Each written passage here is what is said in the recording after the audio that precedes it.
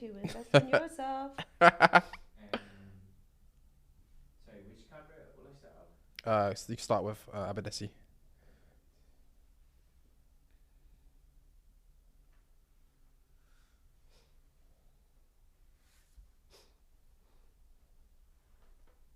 Tell me when we're ready.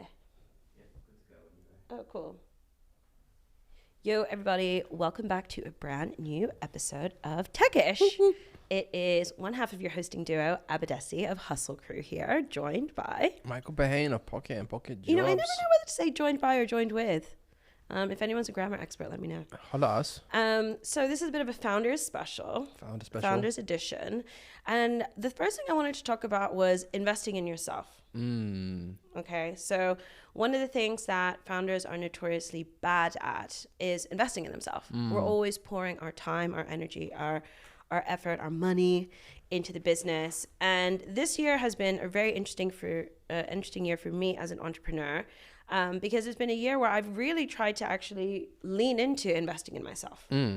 So to be specific, I invested in Chief, as you know. Which is a women's network. It's an amazing clubhouse. They're a unicorn valued company founded by two amazing women founders. And it is filling a wing-shaped hole in my heart. But the other investment I decided to make in myself was Fly Private, the mastermind by Sophia Amoroso of Business Class fame, Nasty Gal fame, Trust Fund VC fame, Girl Boss fame. And it's really interesting because there's a version of myself in the past that would have thought dropping tens of thousands of dollars on training, community, access to my peers would have felt ridiculous. Yeah. I'm not going to lie. I'm a bootstrapping founder. Every, penny counts. And sometimes we do see money spent on ourselves as opportunity cost. Right? Every penny I put on training is one less thing to spend on marketing, salaries, whatever. So I guess the question I have for you is, how should a founder make that decision to invest in themselves? How do you know when it's the right time? How do you know you can afford it? And before you answer that, I want to tell you something that a friend of mine recently shared. This is something that their business coach said to them, a business coach that they're working with.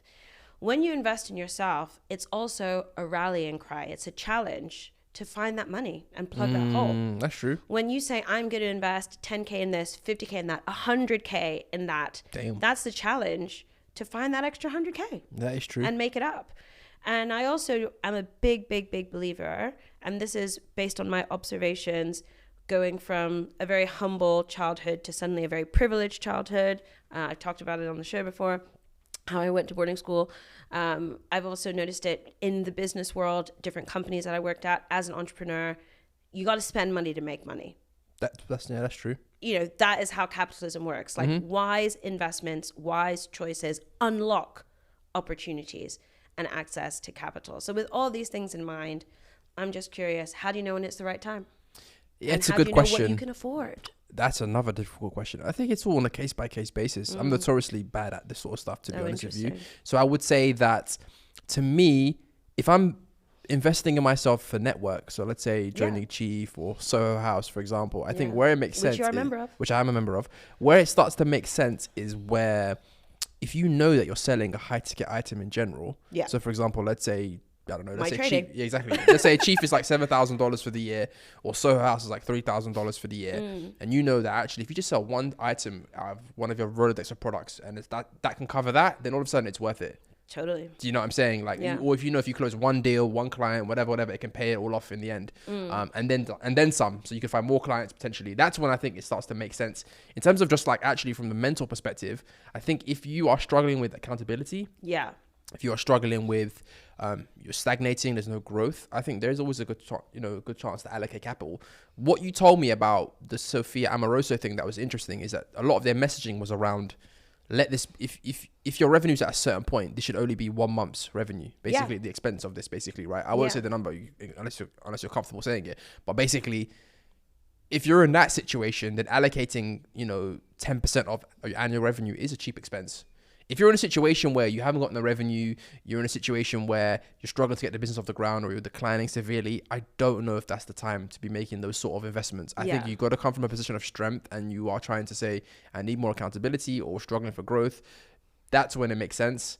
And besides that, I think, just stick to low ticket items like a massage for now, right? That's because that is an investment in yourself, into your mental health, into your mental well-being. Absolutely. But in terms of like those high ticket, like community type stuff, like I think you've got to be in a specific position to do that. I also think that sometimes we forget that time is something that we can spend too. And very few founders choose to spend their time, to your point, on re-energizing themselves, seeking joy.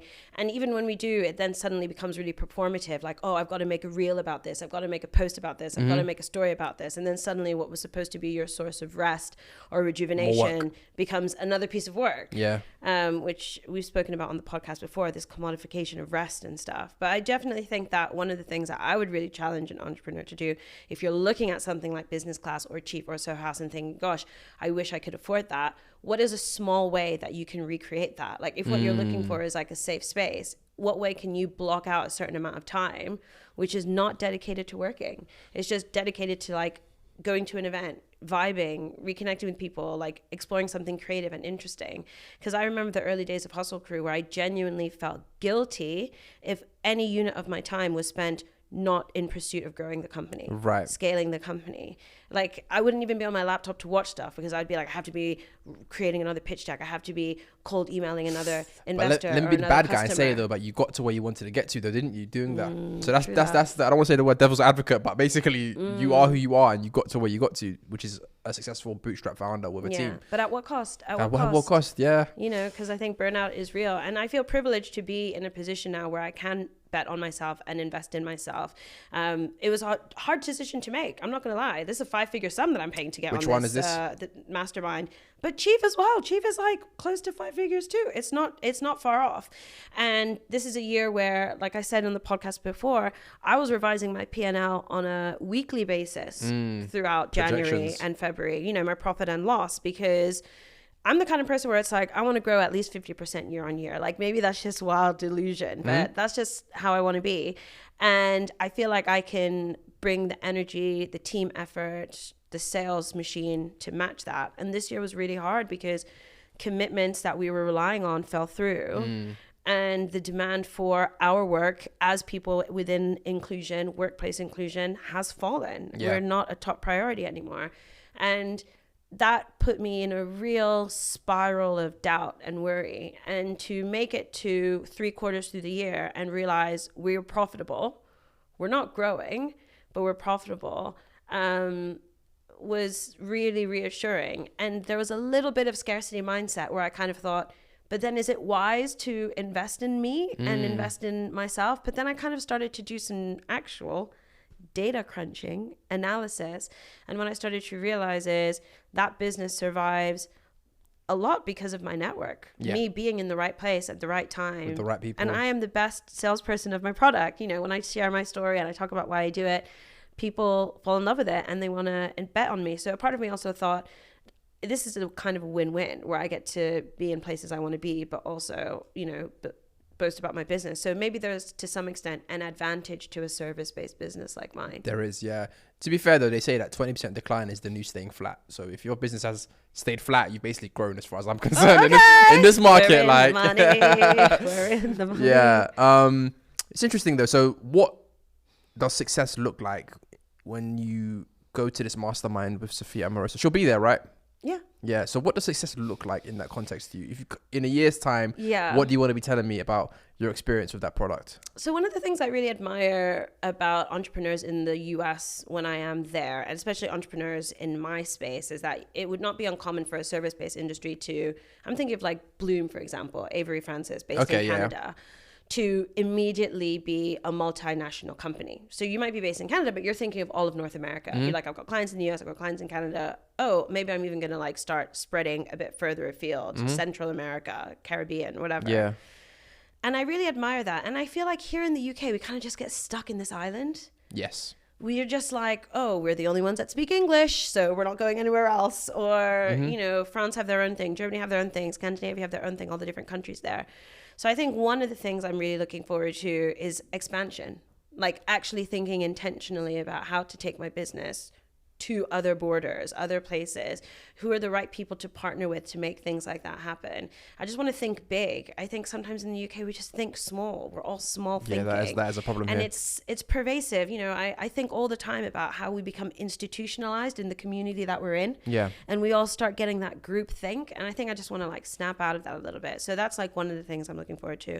I'm also looking forward to a little bit of like delusional optimism. Yeah. I just feel like it's been like an incredibly pessimistic year here. And that's exacerbated by the British way of thinking. Like we're inherently negative people that love to complain. Yeah, we do. We love a good moan fest. And while American optimism can be borderline toxic at the worst of times, there's something in it that ultimately drives innovation and drives growth and drives that, you know, blind ambition. And you know, whether it is naivety or not, I just want to be around it. I know it will be an international group, but it will be predominantly people in the US. So I think that's some of it. And then like thirdly, one of the things that's been really important to me, especially after I got made redundant from my VP role and decided to focus full time on my business, was to be really intentional about the spaces that I'm in and the people that I'm around. And one of the things that really drew me to this was, and you know, maybe I'm going to sound arrogant, but whatever it is, what it is, if you find yourself being the smartest person in the room, a lot of the time You're in the wrong room. You're in the wrong room, and this is for you. And you know, I have reached this point in my career where, you know, Hustle Crew turnover, you know, 7-figure ARR in our bumper year. We're still trying to get back to that and be consistent with that. But I was like, well, I want to be around people who, without VC funding, are turning over 8 figures, 9 figures, 10 figures consistently. What can I learn from them? And some of these people are doing it with kids, with responsibilities, whilst traveling the world, like things that I don't even have on my plate, and they're functioning and they're happy and they're fulfilled. So another thing that I just really wanted to do was just like be around people who I aspire to be. And even just having access to Sophia, I feel will be incredibly valuable. Game changer. I think back to the week that I spent with Arlen, her mom, who are both exceptional entrepreneurs in their own right? Her mom's got her glasses line now, which is incredible. Just through osmosis, the amount of information I was able to gain spending that time with Arlen, and also seeing her in action, the discipline, the focus, the drive, little habits, little behaviors. I was like, I'm gonna copy that. I'm gonna remember that. I'm gonna do that. Taking notes. You know what I mean? And I feel like that's also gonna happen. And there have been a lot of inflection points in my life where I've been around greatness and observed things that can only be learned by being in their presence. I think of times I was in the AngelList office around Naval, times I was at a product hunt offsite around Ryan, times I was hanging out in, you know, the Techish studio with my boy Mike. But like there's something about being around people who are doing really cool things where you just like learn a lot of stuff. So I'm also just like really excited for our LA retreat in April, hanging out with Still Sophia sharp and still for and real. Ladies. Still sharp and still. And like, like you said, if you're doing, you know, under $1 million a year in revenue, and you're in a room full of entrepreneurs doing 10 million a year revenue, all of a sudden you're going to start thinking bigger. You're going to start thinking that actually 1 million isn't actually, you know, it's the floor, it's not the ceiling, basically. And I spoke about this before. One time I snuck onto a Zoom call with all these media entrepreneurs. Sam Parr of My First Million was organizing it. He was tweeting about it. Media entrepreneurs, hop on. I said, yo, let me come on. I got on. There was guys in there doing 100 mil a year. Wow. So there's a guy called Pomp, Anthony Pomp. He's like a Bitcoin guy, but he's got a large media empire. There was the founder of Juggernaut, which is like a South Asian led media platform, which is quite big in the US now. There's a lot of amazing entrepreneurs killing it, and some of the things they were saying, I was just there taking notes, man. And I was like, I wish I could have this every week, but I don't think I'm qualified. But yeah, I think when you can't get that free version, which I had then, you got to pay for it. Yeah. If you want to be in a room with like entrepreneurs that are making tens or hundreds of millions of dollars a year in revenue, man, that room's not cheap to get into. I also lucky. feel like if I am going to pay for it, I want to pay for it into the pockets of people who I respect and admire. You know what I mean? Like if Elon Musk was like, yo, come to my mastermind, I'd be like, nah, I'm good. Like legit, I'm good. And you know, that's why I'm a premium Stack World member, because I also feel that like whatever I get out of the experience, at least I know I'm like contributing to someone like Charmaine, who I really admire. Right. And same with like Sophia Marusa. Like there are people out there who I'm literally like, the minute you launch something, you have my money. Right. Like that is how much I stand for you. Yeah. Shout out to that. So this year, it's been a tumultuous year though, really, for entrepreneurs. Even for me, I'm struggling, bro. I'm glad the year's coming to an end. If you can imagine our kind of thoughts in November 2022, it wasn't the thoughts that we were having now. I know from my perspective, I was definitely a lot more optimistic with projections. Hell yeah. It's been a mad year. What's your kind of reflections on the year, especially for people in our kind of space? Like lessons, thoughts? This is going to sound so off-brand for me in a way, but I think what I've realized about this year is that power trumps it all. And what's so interesting comparing 2023 to 2020 and 2021 is that we all had a taste of that power. And by we, I kind of mean Black community in particular. Okay, yeah. So working in corporate, working in the corporate world, services, working on our businesses, working on ventures. That was this black swan event where suddenly all eyes were on us, rightly or wrongly so, as in whether their intentions were aligned or pure, or they were just ticking a box. We had this buoyancy, we had this drive, this energy, this attention, and we were able to capitalize on it. And I think that also shaped a lot of our optimism, and it took a really long time for that to wear off and for us to realize that the game had changed. And time to get sober. It's not like sober up, bro. That was a short window. And what I think is so interesting is that, you know, whoever has the power gets to tell the story, whether that story is true or not. When I think of like the push to return to the office, we know it's not about productivity. You know, when push comes to shove, it's about men that don't want to be around their wife and kids, in my opinion. That's a massive part of it. It's about men who only feel powerful when they're in the office, getting to boss people around and dress up in a suit and look important. And they want to feel powerful, and they have the power to make themselves feel powerful by pushing us around and shoving us around. So one of the closing, you know, reflections I have is I had a taste of power. I don't have the power I used to have. I have other types of power. I have soft power, you know, cultural cachet, this platform. But it makes me think, how do we get back to that place where the voices that I listen to and the people who I admire and these kind of systems changing, people challenging the status quo, have that level of power again? So I'm basically obsessed with power is what I'm trying to say. Got you. That's my closing thought. Yeah. You know what you were saying about that kind of time frame? I was talking to a friend who runs an agency, and he was involved in a project with a very large sportswear manufacturer. Okay. It might rhyme with bike or bikey, depending on who you are.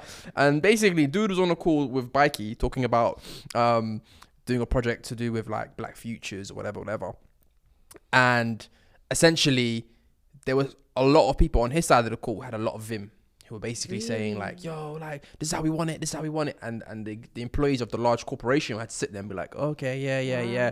And then basically now that the kind of moment is over, those calls on text are not getting responded to because they felt like, yo, you lot were being kind of, I don't know if rude was the word, but you used the leverage to the utmost extent, basically, where like if the corporations were saying something, you'd be like, no, we're not doing that. What we're gonna do is boom, basically, like. And obviously that's a situation where once you don't have that leverage, people remember and they're just like, okay, we're not working with you ever again. And that's sad. But I see that in my own work. Yeah, definitely. Listen, it's a pendulum swing back. A lot of people were resentful that they had to sit there and listen to a lot of this stuff. Had to be on Zoom calls, talking about inclusion. They couldn't wait for this time to come. They're like, yeah, so we're not doing no DNA. Yeah. It hurts. Yeah. But speaking of just in general anyway, like I've had to retrain my team and basically explain to them, I'm like, yo, we're in a new business now. Yeah. I've never been a CEO during kind of like a bear market. I've never led a sales team during a bear market. We've never sold this product in a bear market. Yeah. So one of my kind of sales guys was like, you know, I wouldn't say he was pumping his chest up, but he was like, yeah, you know, I'm a salesman. I've done so. I said, listen, have you ever sold in this kind of market before? And I was like, he was like, no. I was like, okay, well, what's happened in the past is irrelevant. This is a new day. I was like, this is a new day. It's a completely different market. It's a new reality. Whatever you've done in the past doesn't matter. Today's day one. Yeah. As far as I'm concerned, I'm starting a new business today. And that's how I got to look upon it, basically, because what's gone in the past is irrelevant. Like that was a time where companies were calling us and within a week they were sending an invoice and saying, yeah, we're ready to pay. Oh, I'm talking about days, bro. Days. Now it's like, okay, like, you know, 12 months. Yeah, see you in a month. We'll follow up in a month. We're slow moving, whatever. So it's a completely different business. Bro, and you got to accept that. I have had to dig into my like guerrilla sales tactics. Like I'm talking like my startup techniques when I used to be on sales teams or whatever, growth teams, doing that in my own business. And it's just so interesting. And, you know, you speak to other founders and you're like, it's like it's day one again. But maybe that's why Jeff was so successful when he was like, it's still day one, y'all. It's always day one, the famous Amazon quote. But yeah, I think there was a bit of maybe the optimism was driven by naivety this time last year. I'm not sure. I think we saw such a huge wave of mobilization at a grassroots level and like at a community level that we felt that power could be sustained and could be mobilized again. And I think, the big fat cats have, done their very best to crush us, but I would still remain optimistic. And I tell you why. Go on. There's a very popular news trend at the moment here in the UK, which I love, which is stories on employees winning at employment tribunals. These are employees who've been, laid off or fired for whatever reason, who challenged their employers saying that it was unfair dismissal, that they were discriminated against. And there are a lot of stories of people winning these cases, which is great. Another thing that I see more and more is employees or former employees suing for just general discrimination, sexual, racial, otherwise, or winning. And the other thing that I've really enjoyed watching, which to me is an indicator that we are moving in the right direction, albeit at a glacial pace, the increased scrutiny on corporate conduct, specifically by chief execs. Kwesi Kwarteng, who was like chancellor for a hot second, used to work at O'Day Asset Management, the founder of which was caught up in allegations because many of his former employees, women, came forward and said that he had harassed them. He tried to blame it on being on anesthetic at one point. I don't know how that makes you grope people. Anyway, not only was he fired, but they've had to shut it down, move their assets to other firms. But there are consequences here that might not have been so swiftly felt. Can I ask you a question in times past? So a part of me kind of feels like I got to look for these tiny glimmers of hope that things are changing and moving in the right direction. This is a very charged question. Obviously, we always talk about intersectionality, but do you feel like the workplace basically has probably improved more for you as a woman than as a black person? This is a very difficult question to answer, because what you've just mentioned there is like there is an element now where there's certain places that men ain't just gonna go in the workplace. A lot of men, if they got their wits about them, they might have been a predator before. You will lose your job and you will lose everything you've worked for right now. Obviously, there are many people who fit many identities, black women, black queer women, all sorts of identities. But I'm just saying that, like, I feel like the BLM kind of moment within the corporate world, it's like, forget all that. That's gone. We're not working to improve that whatsoever.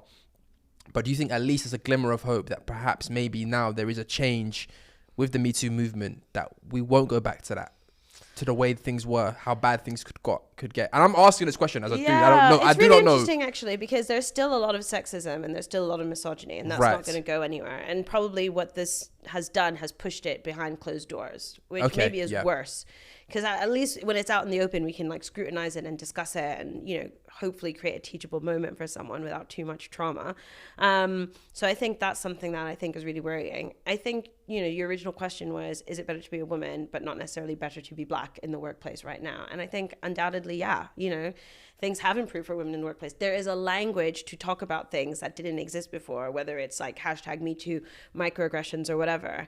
And there's still a lot of white supremacy in the workplace. Here in the UK, it is a predominantly white country. It has a history of, empire, colonialization, all these kinds of things.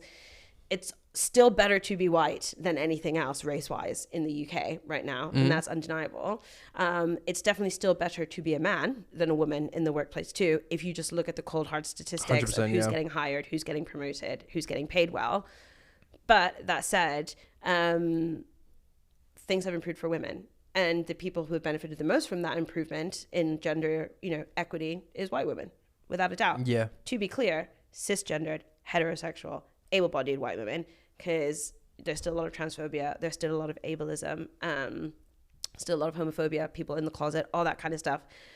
So it's a complicated thing. And I definitely think that one of the things that's been really frustrating about this year is that we have lost the ability, or rather the willingness, to talk about race.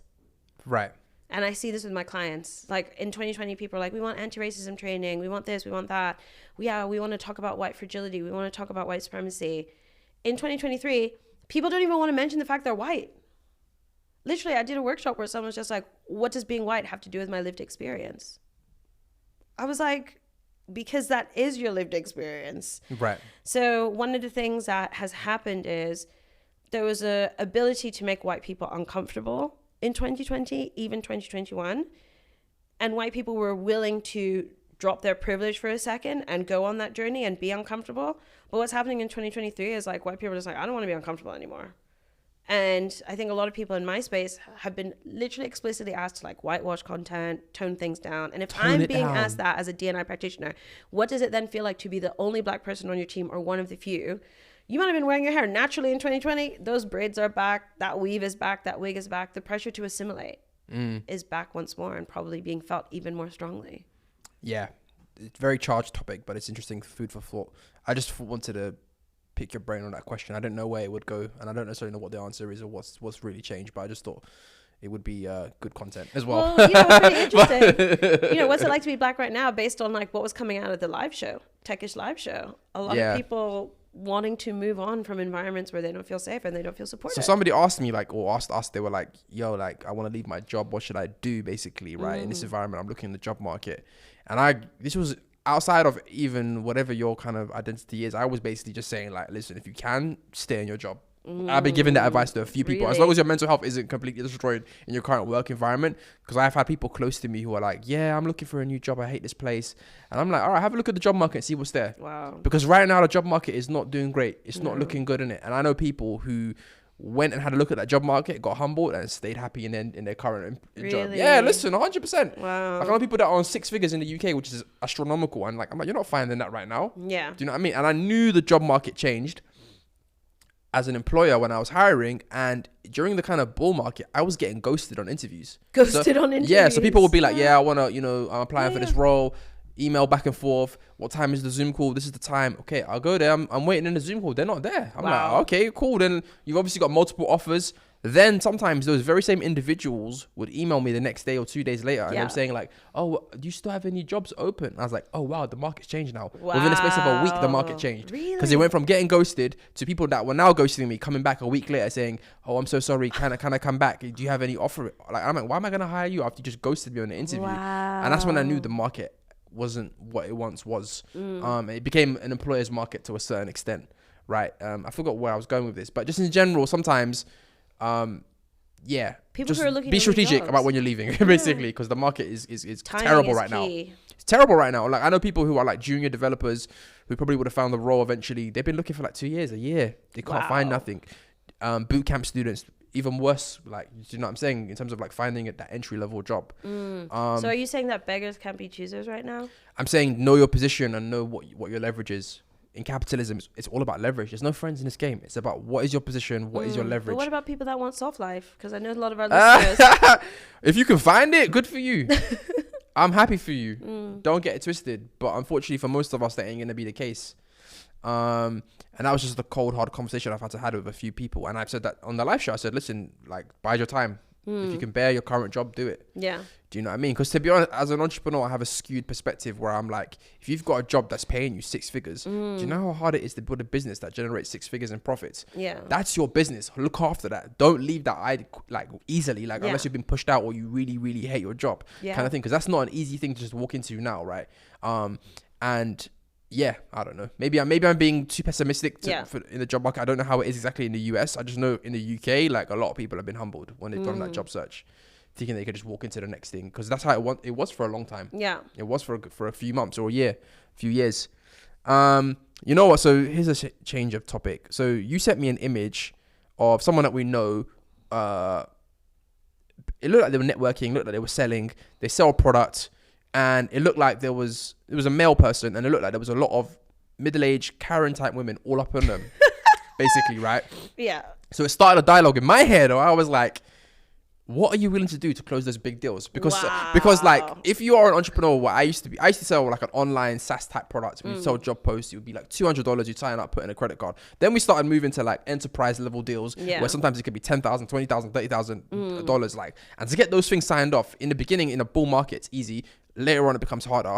It's more about personal relationships. Okay. So when I saw that picture, I was like, he got to do what he's got to do. For context, this person was literally being like leaned heavily. Leaned This on. is a young, It's a good-looking guy as well. He's a young, good-looking black man who had some mamas all all up on him. And they might not be decision makers. They might have just been some drunk people. All I know but they is look like shot callers. there was way too much body contact to make me feel comfortable. I was just like, if the tables were turned and some middle-aged dudes were literally touching me like that, I'd be calling security. Yeah. I would be calling security. Yeah. I'd be like, no. Yeah. But I think it's an interesting thing where he's a good-looking chap, so I would imagine that it's very convenient sometimes maybe to fall back on that charm to close a deal, because beauty privilege. A lot of these sort of high-level deals, you might be selling a commodity, and it's basically, do I like you? I'm an executive at this company. Do I like you? And we want to believe that like is based on personality. It's based on, your content that you're putting out there, that I can relate to you. But sometimes it's also just that visceral human reaction of, you look good. Every, weapon in your arsenal, to bring it back to the battlefield that is, business building and sales. Hey, I got lipstick on my desk. I try to look nice in my sales calls. I think about it a lot. I actually talked about this in a workshop yesterday because I think that I have benefited from beauty privilege, 100%. I've benefited from the fact that I'm a light-skinned black woman because I am mixed race. I'm Nigerian and Filipino. I've benefited from the fact that, within the mainstream beauty standards, I tick a lot of boxes, like I'm a relatively slim build, all this kind of stuff. Some of my favorite people, like Kimberly Foster for Harriet, talk about how if you are a curvier woman, you often feel the need to hide yourself in the workplace because people associate big boobs, big butt with, whatever, sluttiness and like not being intellectual. So, I'm not very curvy. So I guess all those things have maybe worked to my advantage. But would I let someone touch me or feel a get certain too close, way? basically. I especially in the game that I'm in, it doesn't feel right. Right, yeah. If I was like selling, I don't know, a lingerie brand or like a fashion brand, like or even if you're like a real estate agent, like it depends. Like it's a relationship based business, but I'm literally like in a field where it's all about professionalism and teaching people the best the best practices. So it wouldn't work for me. But look, I've been known to wine and dine a client or two. I've been known to schmooze as a way to, again, just curry favor, as we say. Wait, is that racist? No, I don't think so. Okay, cool. Thanks. I don't think so. I don't think so. I don't know. I mean, it's your job. You should know this. I go to you for this sort of stuff. Yeah. What about you? I mean, listen, Would you let aunties feel up on you? It's difficult.